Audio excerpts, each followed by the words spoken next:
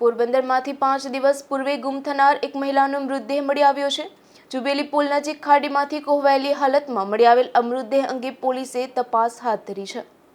આજે બપોરના સમયે પોરબંદરના જુબેલી પુલ નીચે ખાડીમાં એક મહિલાનો મૃતદેહ હોવાની માહિતી મળતા ફાયર ઓફિસર રાજ ગોહિલની આગેવાનીમાં ફાયર ટીમ તુરંત દોડી ગઈ હતી અને 3 કલાકથી વધુની જહેમત બાદ કાદવ કીચડ ખૂંદીને મહિલાનો મૃતદેહ બહાર કાઢવામાં સફળતા મેળવી હતી।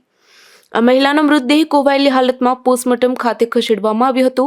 પ્રાથમિક તપાસમાં એવું સામે આવ્યું છે કે મૃતક છાયામાં રહેતા જેનુબેન પોલાભાઈ નાઈ છે અને તેઓ ગત તારીખ 29ના રોજ તેના પુત્ર શાબીરને ખાસ જેલ ખાતે કપડાં દેવાનું કહી નીકળ્યા બાદ ગુમ થયા હતા, જે અંગે કમલાબાગ પોલીસ મથકમાં નોંધ પણ કરાઈ હતી।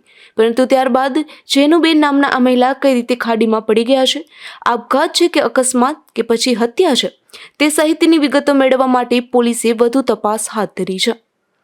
નિપુલ પોપટ, ગુજરાત ન્યૂઝ, પોરબંદર।